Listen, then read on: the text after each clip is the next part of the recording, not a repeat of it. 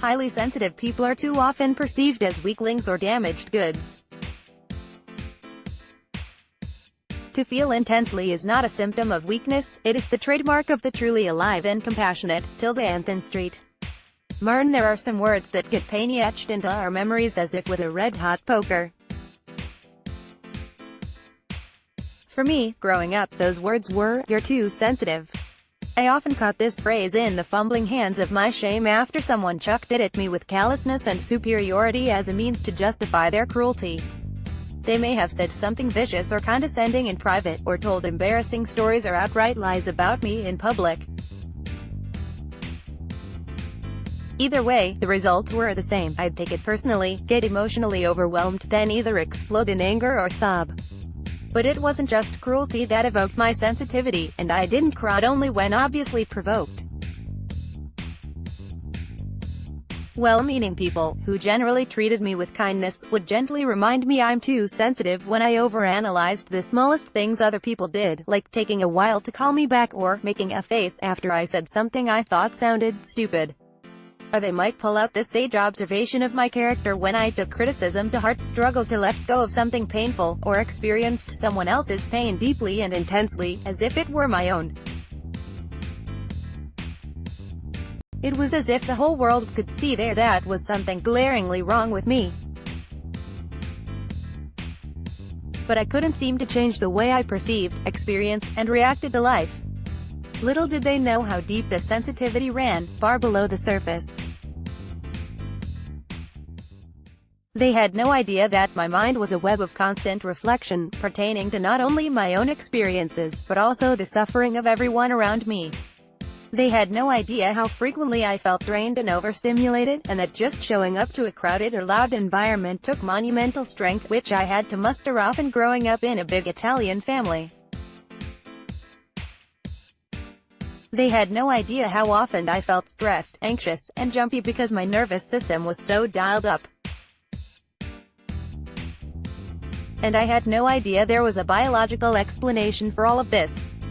It wasn't until years later, decades, actually, that I found the term highly sensitive person, and finally understood that my brain actually processes information and reflects on it more deeply than non-HSP brains. Over the years, I've learned to accept that some of my traits and behaviors are just part of being a highly sensitive person. I've learned that HSPs are highly perceptive and empathetic, feel everything deeply, absorb other people's emotions, and can tell when something's wrong, pick up on subtleties other people might miss, have heightened intuition, easily feel drained or overwhelmed in loud, chaotic, or otherwise overstimulating environments. I've also learned that some of my former behaviors were responses to my sensitivity. For example, overanalyzing things other people said or did, internalizing judgments as truth, judging myself for my needs instead of honoring them, drinking to numb myself in overstimulating environments instead of simply avoiding them, or making efforts to ground myself, ignoring my intuition about people or situations that weren't good for me, taking on everyone else's pain instead of setting boundaries. Though I am by no means an expert on navigating life as a highly sensitive person, I know I've come a long way over the years. I still experience the world and my emotions intensely.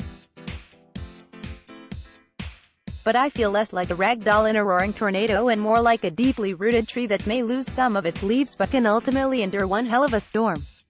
I've learned to take good care of myself, honor my needs, and worry less about what other people think of me. And I generally don't judge myself as harshly as I once did. It helps that I not only have a toolbox for self-care, including meditation, walks in nature, and long baths, but also an arsenal of lessons to remember whenever my sensitivity gets the better of me. If you can relate to any of what I've shared, and if you frequently feel drained, ashamed, or judged, perhaps these reminders may be helpful to you, now or sometime in the future. When you feel drained, 1. You are only responsible for your own emotions. You can't take away everyone else's pain, and if you could, you'd be robbing them of the chance to grow. 2. You don't need to fix anyone else's problems. Just listening is enough, but you can only listen for so long before it gets to be too much. 3. You don't need to put yourself in environments that overstimulate you, and choosing to do something different doesn't make you weird or any less fun. 4. It's not worth forcing yourself to do something if you know you won't enjoy it and you'll end up feeling drained. 5. You can choose to listen to your instincts instead of your anxiety. If you feel you need to leave but you're worried about how you'll be perceived, focus on the voice that knows what's best for you. 6. Other people and external situations can only drain you if you let them. You have the ability and right to set boundaries at any time. 7. It's not selfish to take care of yourself. As the saying goes, you can't pour from an empty cup. 8. Sleep isn't a luxury, you need to get sufficient rest to handle the many parts of life that are emotionally exhausting.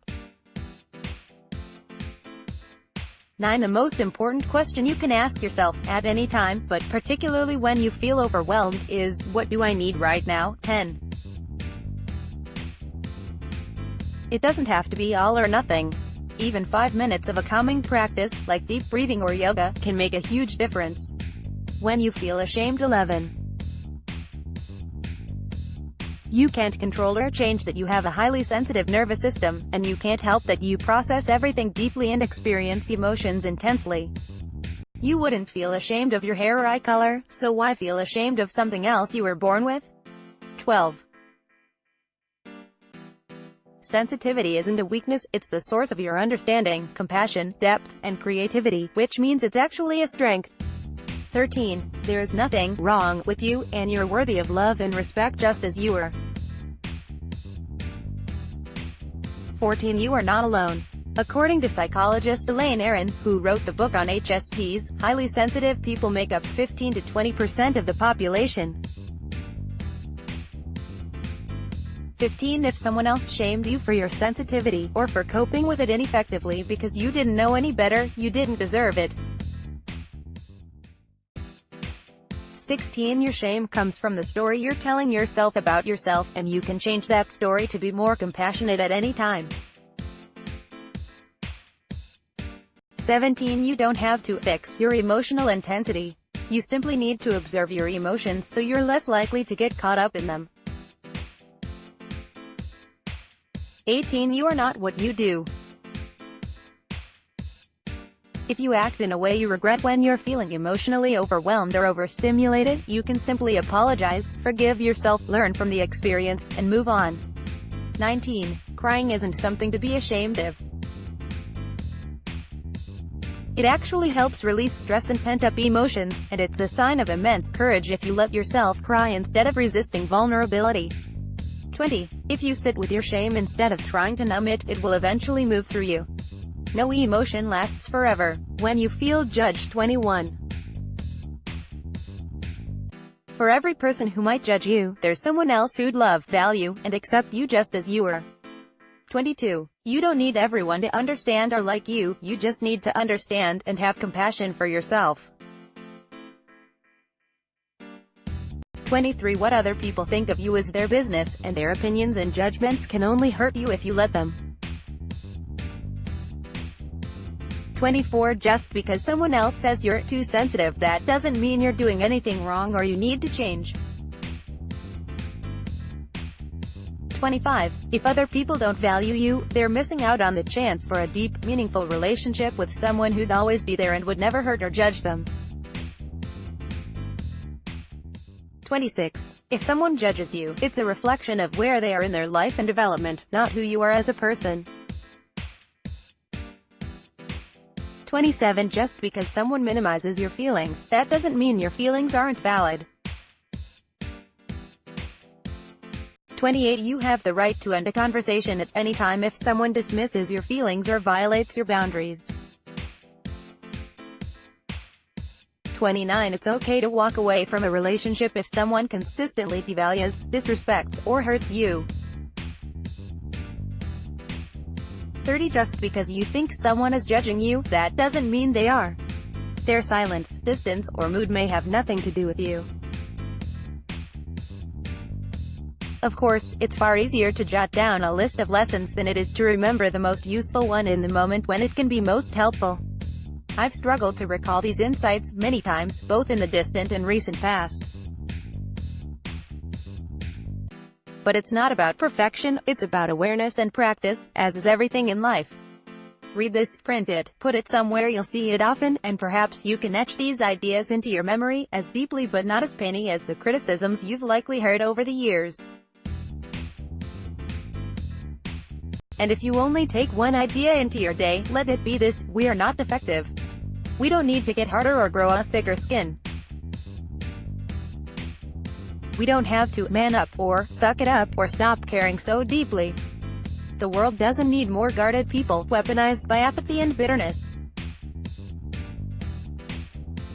The world needs more people who aren't afraid to reflect, to feel, and to love with hearts so open they overflow with empathy and kindness.